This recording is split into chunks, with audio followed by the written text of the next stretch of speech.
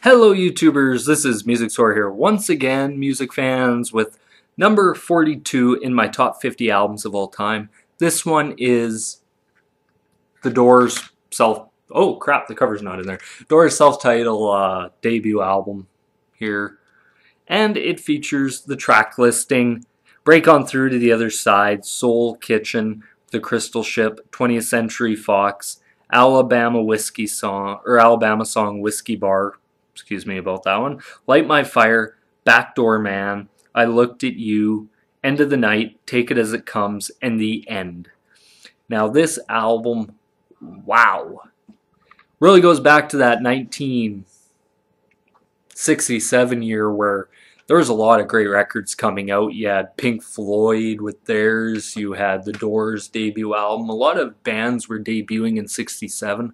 I believe The Airplane came out with an album, Beatles came out with Sgt. Pepper. So it was a really good year for music. And this one, number 42, is a very good album. Is it a landmark album? Yes. Because I believe this is the album that really put LA on the map. And some might say, well, what do you mean by that? I mean, this album put the psychedelic music scene in LA on the map for being very good. And the Doors, I think, were the first huge band out of West Coast. Some might disagree with that, but it is what it is. Now, signature song off this album, for me, Break On Through to the Other Side, Hidden Gems, Light My Fire, or The End, or even The Crystal Ship. Like, this is a very good album because I think it takes a lot, like psychedelia, blues, that entire rock and roll even, and just really mixed it and blended it very well. Vocally, very good. Jim Morrison was spot on this record right here.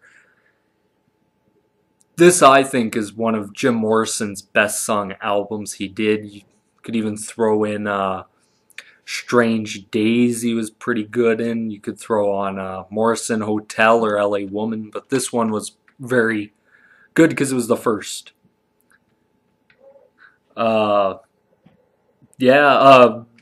Musically, it was very good. Like, a lot of these early psychedelic bands were experimenting, and they were pretty good. They used a lot of piano, keyboard to get it around.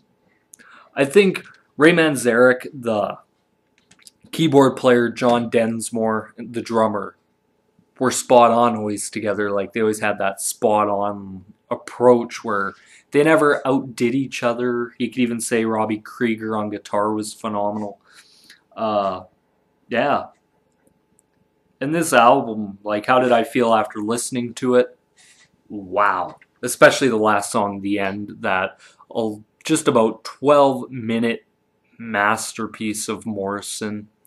Musically, you could say, well, it's pretty much like repetitive, very repetitive. But I don't think so. I think the lyrics are what really enhance the song. It's not the music necessarily. It reminds me a lot of Brain Ticket.